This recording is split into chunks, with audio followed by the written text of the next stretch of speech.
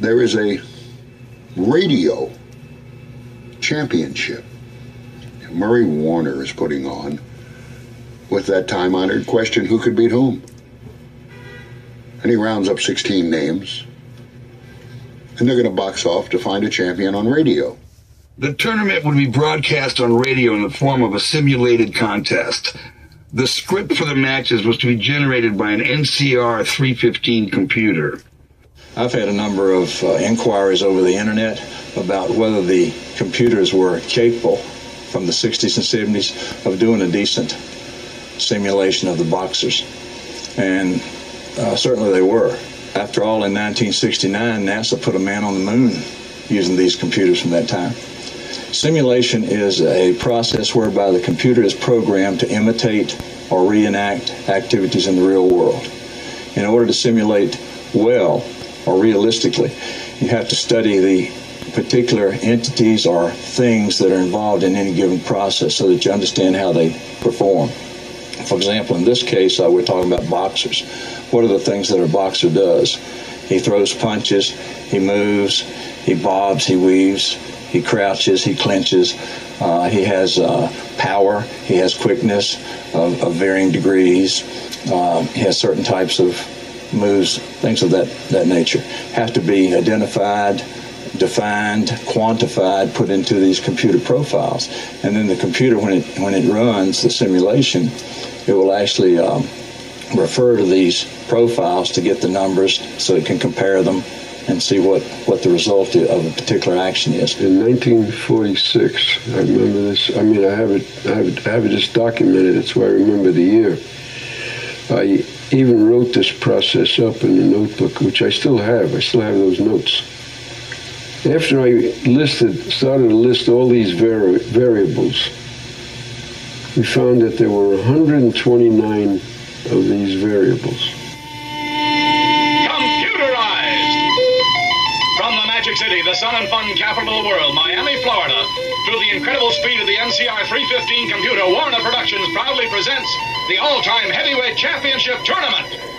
A soft and strong boy, John L. Sullivan, in a mythical match with the Cinderella Man, Jimmy Brown. The Manasseh Mauler, Jack Dempsey, dream paired with the Brown Bomber and Jim Jeffries. In Ali's first bout, he survived a knockdown to win a 15-round decision over Max Schmeling. Moving forward, Jeffries drives another hard left to the body. 30 seconds remaining. Here is Clay. In Ali's second fight, he faced Jim Jeffries, best known as a white hope of the Jack Johnson era. According to the computer, Jeffries stopped Ali in the 5th round.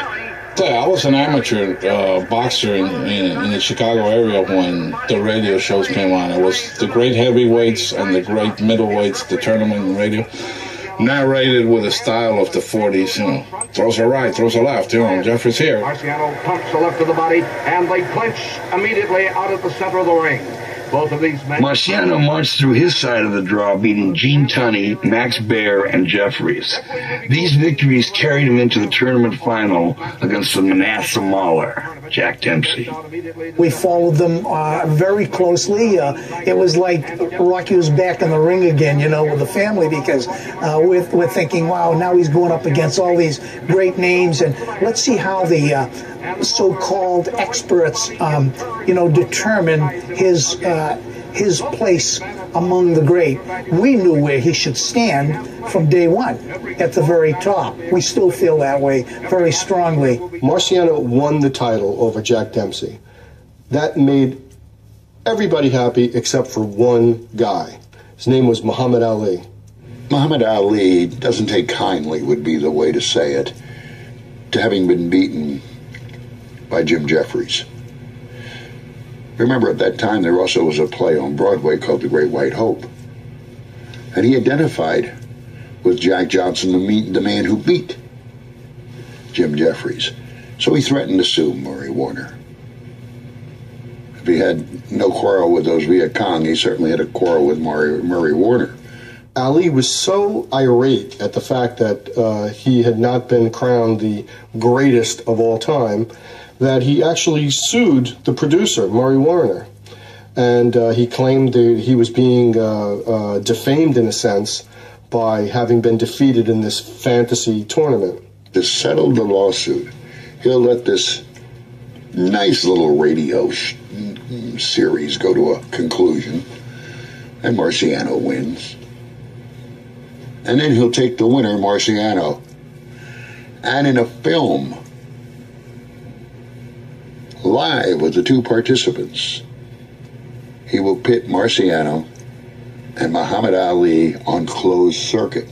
The Super Fight, the only two undefeated heavyweight champions in history, Rocky Marciano and Muhammad Ali, actually meet for the all-time heavyweight championship of the world. When for one time and one time only, beat Rocky Marciano and Muhammad Ali live on color film in a bout that was filmed in secret. There will be no second runs. The fight will never be seen on television or in newsreels. It's one chance and one chance only. Get your tickets now before they're sold out. Hey, now you're going to be able to see Ali and Marciano. That was like gravy. That was like the cherry on the cake, because now you could see them. In order to make the film, he sought out investors, but the idea of the way this was working with a computer and data and two real guys, investors were scared. I'm sure they were.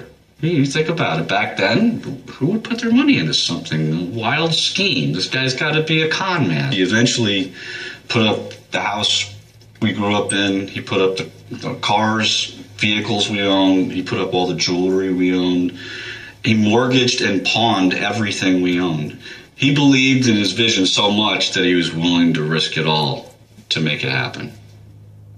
Well, the computer fight period was a time for him when of course Marciano, who had retired undefeated, was coming back for this super fight, and Ali was serious about it. He didn't want anybody to think that this little guy who weighed 187 pounds could really beat him. When Marciano was approached about Super Fight, he took it very seriously. He was a serious guy. He was very earnest. He didn't take anything as sort of a lark or as a joke. Very serious, very earnest. And when he was approached about it, he got serious about it. He dropped 50 pounds. He went out and bought a new toupee. There'd be write-ups in the paper. Marciano's getting ready. He's losing 25 pounds. Marciano's looking good. Even his toupee's looking good. Ali, who's been out of boxing now, I think this is early 69 for 2 years plus, is taking this seriously. When the fight proposal came up to go against Muhammad Ali, you know, Rocky did make one statement and made a great deal of sense. He said, you know, I sure hope that I win this fight because, you know, I never lost in the ring as a professional. It would be a lousy way for people to remember Rocky Marciano as getting beat by Muhammad Ali or anyone else. They sparred 70 rounds. The sparring sessions were in part acting and in part actual real fights. The general idea was that they could throw body shots, as you know, naturally thrown body shots, but that they would pull punches to the head. Certain results were scripted. For example, there were 7 different endings. There was a knockout by Ali, a knockout by Marciano, a decision either way, a draw. And so they filmed those. Those were really the only scripted parts of their actions. The rest of it was them going through, sparring the minute or so, setting up another shot, sparring again, and they did this over a period of days. Oh, I remember hearing, because Dundee was there and several other people were there during the taping, that they took as many as 12 different potential endings.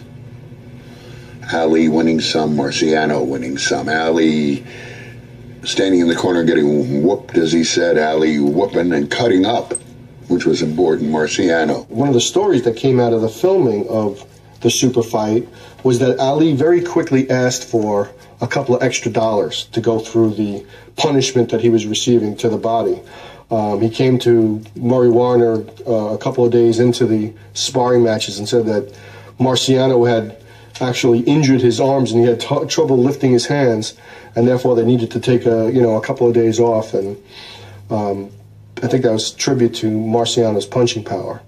Well, when they were shooting the Muhammad Ali against Rocky Marciano, Chris Dundee took me to the studio, and I actually took a picture with both of them, and these were two people that were larger than life, Rocky Marciano and Muhammad Ali. I was a 19-year-old, and I had long hair like a lot of people in the late 60s, and Ali says, I thought you were in jail.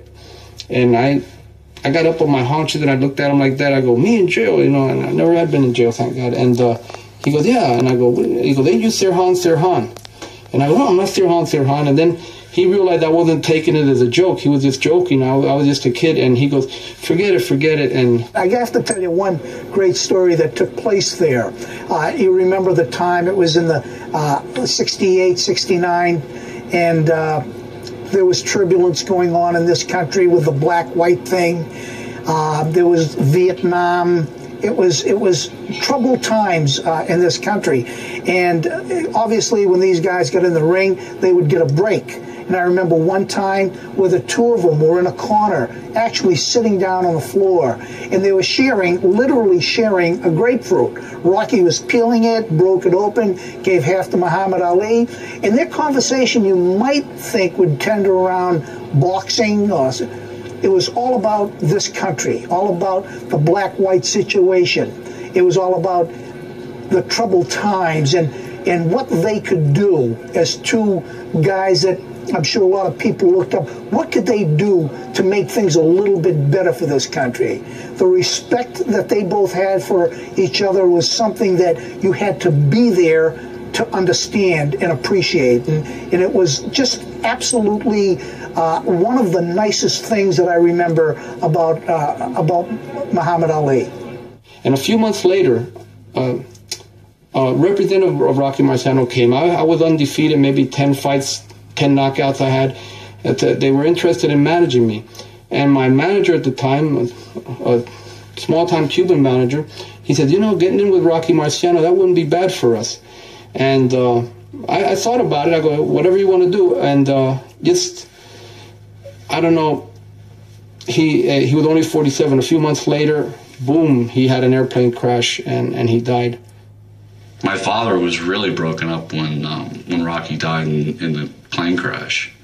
I remember my father sitting on the edge of his bed crying over it. And then when my father passed away, my mom giving me the heavyweight championship ring that Rocky had given back to my father.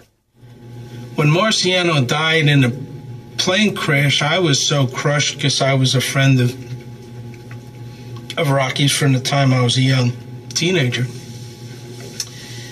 And it was avoidable. That's the tragic part of it. He had a way of sometimes saying, sure, I'll show up to your affair, send me the money for a round-trip plane ticket, and I'll be there on such and such. Well, he tucked that money away somewhere and then try and jump a ride with a friend, which he did on this occasion, and so I consider that very avoidable.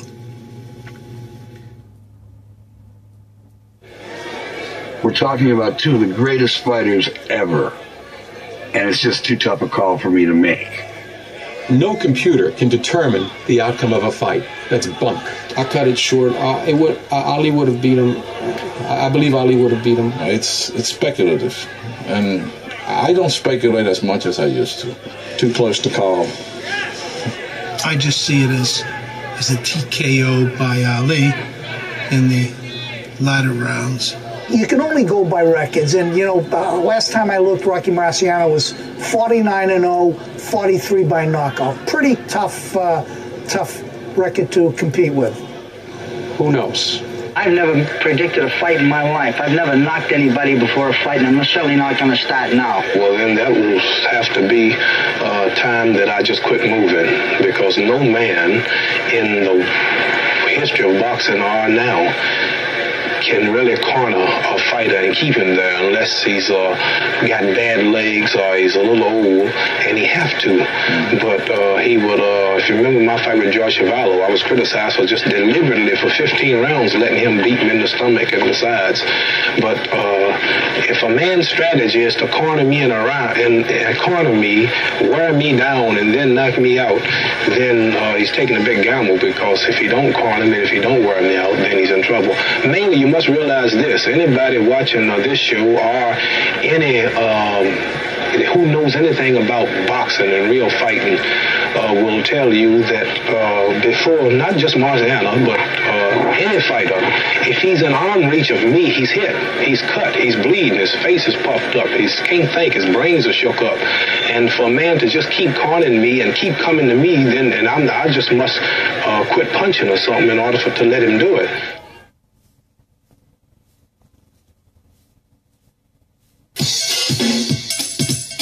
Suddenly, for a week straight, nothing was spoken about in my house anyway, between my brother, myself, my father, than the upcoming matchup between Rocky Marciano and Muhammad Ali. I was so concerned about getting a good seat, because it was definitely going to be a sellout, that I went to the Patchogue Theater on Main Street in Patchogue, Long Island, and sat through several showings of Jesse James Meets Frankenstein's Daughter, Billy the Kid Meets Dracula, and several other horrible, terrible monster movies, to be sure that I was there when the line started for the Marciano-Ali fight. Walking into the theater, I think I can only compare it best by if you've ever played golf, and if you ever have the opportunity of having a hole-in-one, like I did once. Until you get to the hole, you don't really know if it's in the hole. Ladies and gentlemen, this is our main event for the computerized all-time heavyweight championship of the world. Introducing the undefeated heavyweight champion of the world, the Brockton blockbuster, Rocky Marciano. And his opponent, the undefeated heavyweight champion of the world, Muhammad Ali. And now this all-time heavyweight championship fight ready to go. There's the bell, and here's Guy Lavelle. Rocky Marciano, Muhammad Ali, Cassius Clay in this, the classic championship fight. Uniquely, the two only undefeated heavyweight champions of the world. I'm rather staggered by the size proportions. Marciano about 5'11", Cassius Clay about 6'3", perhaps a little bit more.